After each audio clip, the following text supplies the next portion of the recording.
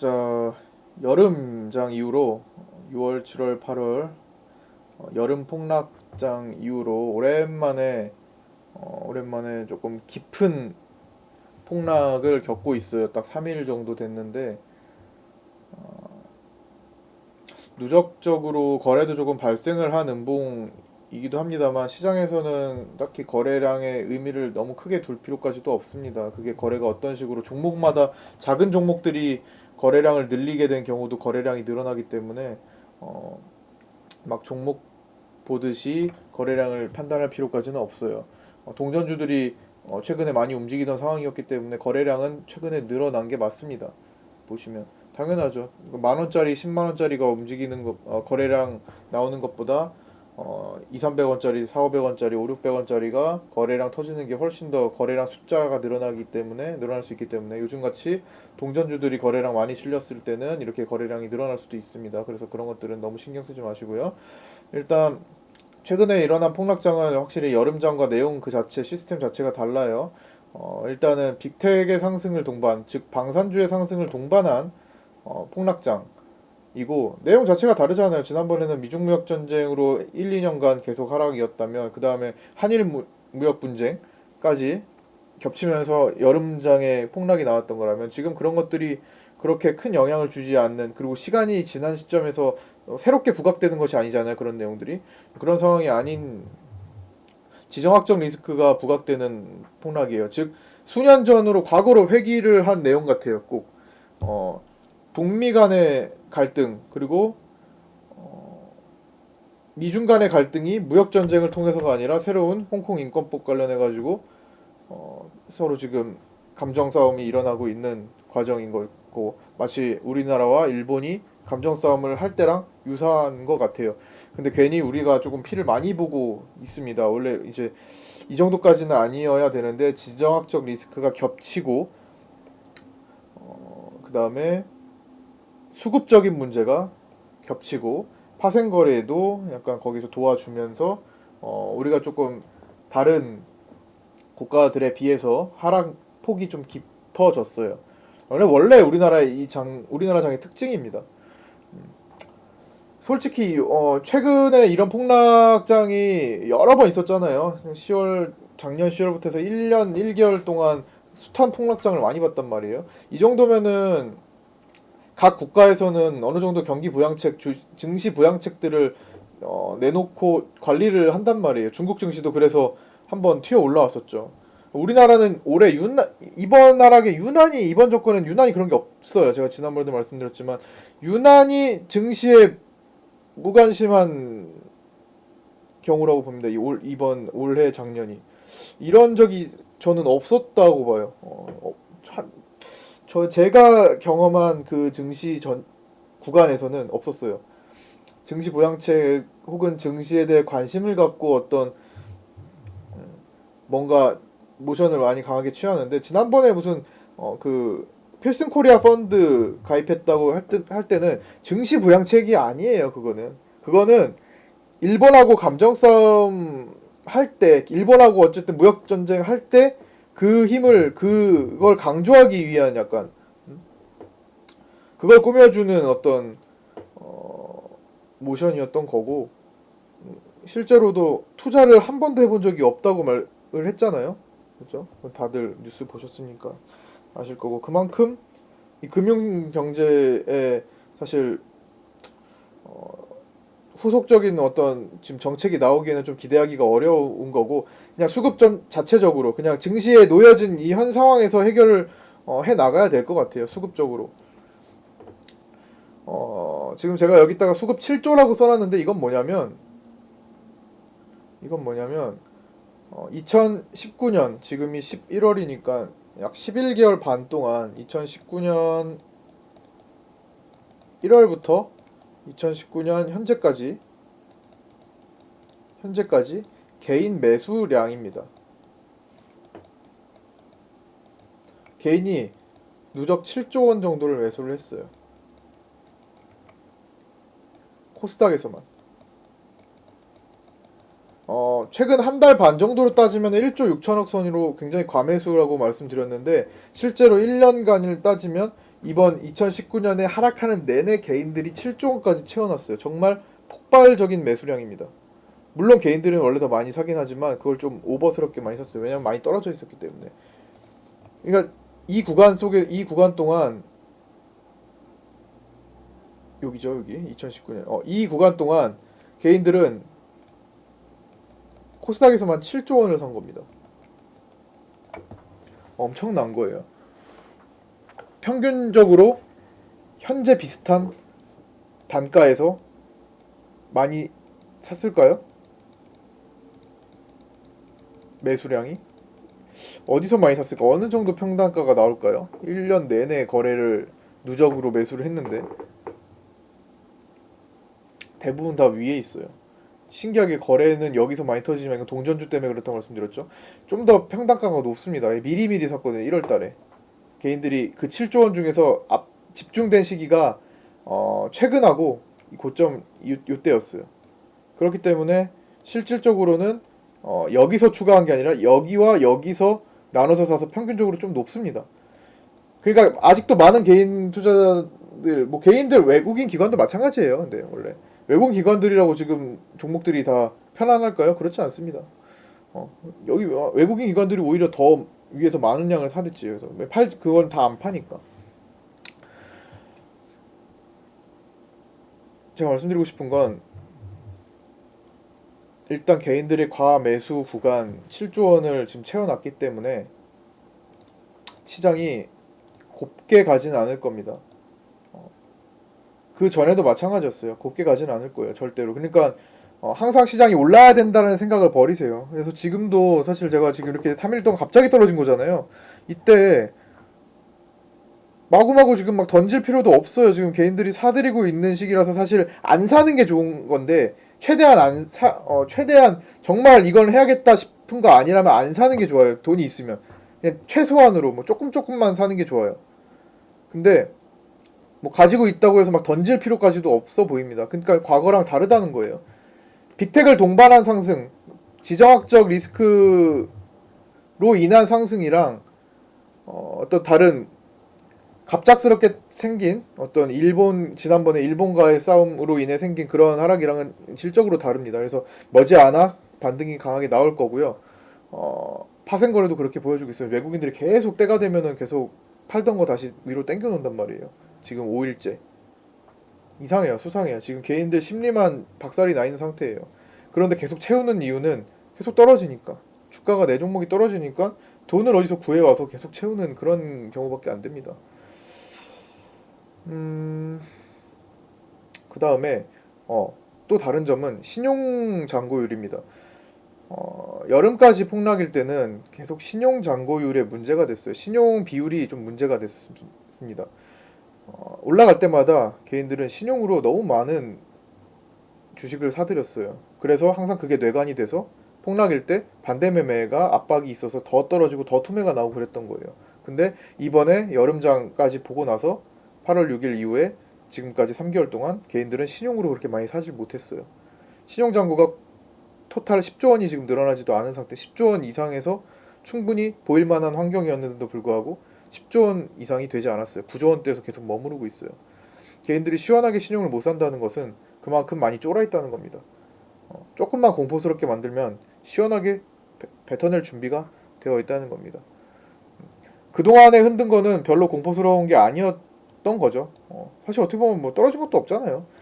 지금은 좀 공포스럽게 느낄 수 있어요. 그러니까 신용을 사지 못할 정도로 심리가 취약한 개인들이 조만간 대거 이탈하기 시작할 수 있고 약 1조 원 정도가 나와야 된다고 봅니다. 그게 그러려면 올려줘야 될 것이고 지난번처럼 이렇게 급락 나왔다가 또 올라가는 것도 시간 문제입니다. 또 이렇게 이런 파동 또 계속 올 수 있어요. 이렇게. 기술적으로도 구름대에 찍고 있었기 때문에 사실상 내일부터 양봉 잡는 게 바람직하지만 지금 미국 선물이 좀 불안해요. 0.5%에서 0.2%로 왔다 갔다 하고 있는데 일단 밤사이 지나고 봐야 또 판단이 될 것 같아요. 대부분 요즘은 우리나라 시장이 하락을 잘 안 해요. 근데 그냥 그냥 아예 그냥 갭 하락해가지고 미국장이 좀 떨어질 가능성이 높거든요. 네, 오늘 밤은 갭 하락해가지고 그냥 이렇게 올라와서 그냥 마감 짓는 게 가장 속 편할 겁니다. 근데 이게 잘 안 나와요 요새. 옛날엔 진짜 많이 나왔어요.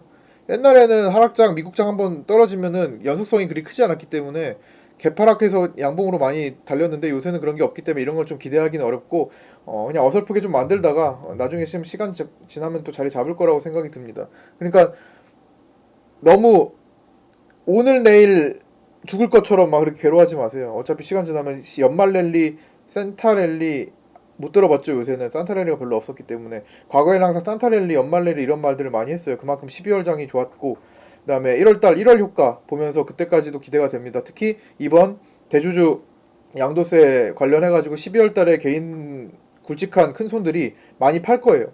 그 파는 거 다 기관들이 다 가져갈 겁니다. 지금 기관들이 1년 동안 4조 원 정도를 팔았어요. 개인들이 7조 원을 샀다면 4조 원대는 기관들이 팔았습니다. 그 기관들이 판 돈은 들어올 겁니다. 다시 왕창 들어올 거예요. 나중에 개인들이 1, 2조 원 팔면서 그거 기관들이 채워질 거라고 보시면 됩니다.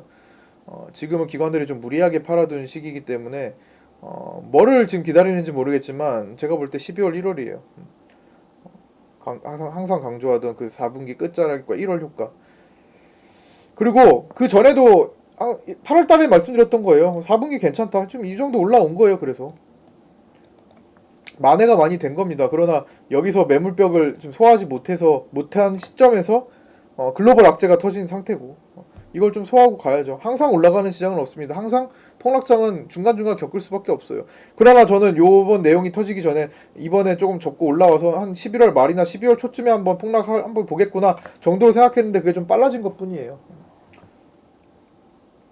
그러니까 너무 염려 안 하셔도 될 거고 하지만 당분간 한 뭐 빠르면 한 하루 이틀 늦어지면 한 다음 주 정도까지 뭐 저는 월요일 정도라고 생각을 하는데 그 정도까지는 시장이 하락 압박을 좀 받을 수 있습니다. 종목들도 아직 강력한 투매가 나오지도 않은 거고 그래서 그 정도 염두에 두면서 개중에 종목들이 또 올라오는 게 있어요. 왜냐면은 종목들이 마구마구 계속 빠지면은 그거 가득 채워놓고 모아놓던 사람들은 뭐가 돼? 돈도 있는데 걔네들 돈도 있겠다. 관리를 하는 종목들이 생깁니다. 지금 오늘도 우리 종목 중에 10% 올라온 것들 이런 것도 있잖아요. 개별적으로 관리 시작한 거예요. 내일도 그런 게 있겠죠. 전체적으로 시장이 하방 지지를 받고 나서 움직이면 그런 종목들이 일제히 이제 올라오겠죠. 그러고 나서 강세장 나오면 지금 시기가 그때였구나 또 나오게 된다니까요. 이때 안 그랬나요? 지나고 나니까 맞다 8월 6일 그때 그냥 내가 가진 돈 다 쏟아부었어야 됐는데 그 시기 또 와요. 그리고 항상 어제도 말씀드렸듯 시세 터지는 대시세 장세 직전에는 항상 고꾸라집니다. 종목도 마찬가지예요. 최근에 우리 필룩스 115% 수익 낸 거 보세요. 그 전에 직전에 어땠나? 고꾸라졌어요. 마치 지금 종목들 다 이런 모습 보이고 있죠. 지금 종목들 대부분 이런 거 많을 겁니다. 딱 여기까지의 모습들 되게 많을 거예요. 야 이거 거래 없이 진짜 계속 떨어지네. 답도 없네. 팔까? 이 생각 많이 드는 거 생깁니다. 근데 호가가 준비가 안 되는데 뭘 팔아요?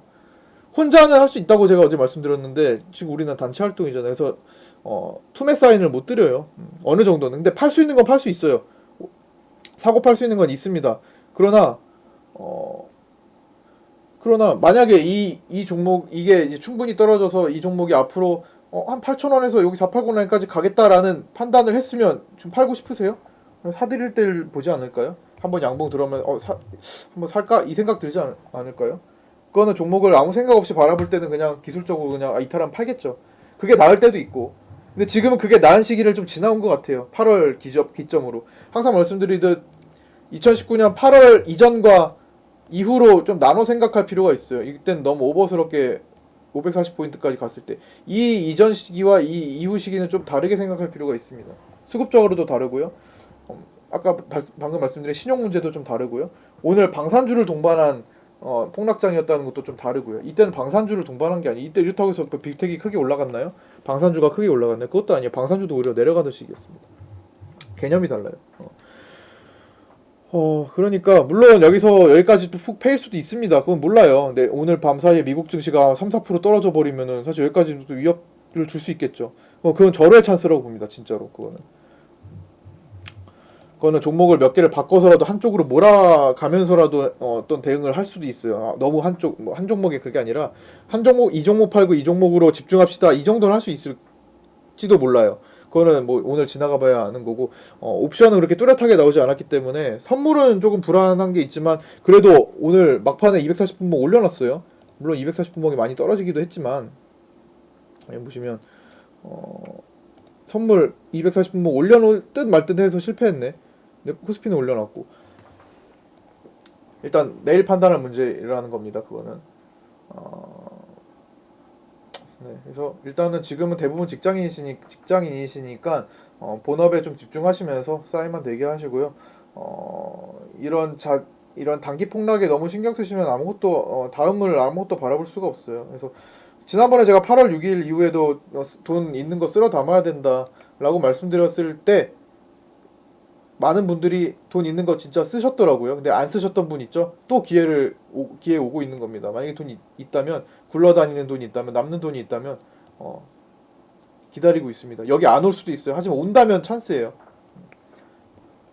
그거 참고하시면서 보시고, 종목들도 투매기 이렇게 나왔다가 이렇게 하면 더 강해져요, 보통. 이런 종목들 되게 많이 볼 거예요. 힘들 때는 종목 2,000개 한 번 중에 내가 관심 있는 종목 한 10개, 20개만 들려보세요.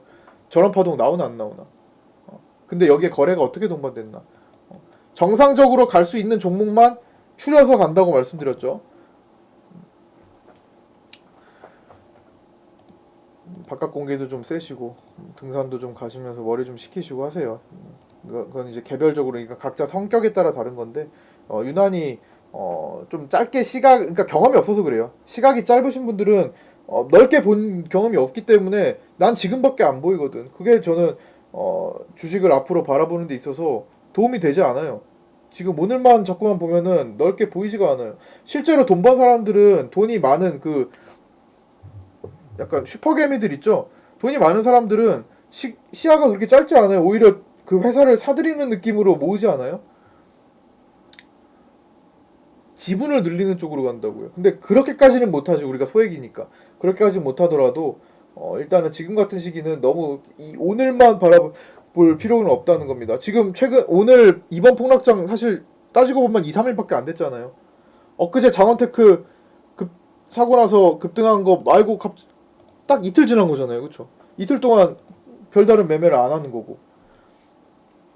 그러니까 지금이 좀 강하게 느껴지더라도 뭐 불과 이틀밖에 지난 게 아니기 때문에 너무 지금만 매달려서 보지 마세요. 또 금방 바뀝니다. 또 체크해야 될 게 있나? 동전주들이 오늘 좀 급등이 또 나와서 상한가 들어간 게 좀 있네요. 미래 SCI, 데일리 블록체인, 한류 AI 센터, 성안. 시장이 불안하니까 또 동전주들의 또 힘이 들어오네요. 자, 나머지는 내일 판단하고 오늘 종가 들어간 거 바닥권에서 잘 하면은 물건 하나 나올 수 있어요. 그 기존에 40% 정도 수익권 봤던 거고 그거 일단은 단기로 대응하되 앞으로도 관심을 좀 가질 수 있습니다. 그거보다 더 좋은 게 나오면 그걸로 가겠지만 일단은 돈이 있으신 분들만 좀 접근을 했고요. 공식적으로는 다시 한번 들어갈 일이 생길 거예요. 아, 필룩스가 끝났기 때문에 다른 필룩스를 또 찾아야 되니까. 자, 여기까지 마치도록 하겠습니다. 수고 많으셨고요. 힘 좀 내시고 다음 주에는 뭐 금요일 같지만 내일은 진짜 별 볼 일 없어요. 내일은 급등장이 아니라면은 진짜 내일은 오늘만큼 별로 할 게 없을 겁니다. 금요일장이 더 조심해야 되고 월요일까지도 부담스럽기 때문에 내일도 좀 쉬어간다고 생각을 하시고 어지간하면 본업에 좀 집중하면서 기다려 주시기 바랍니다. 자, 마치도록 하겠습니다.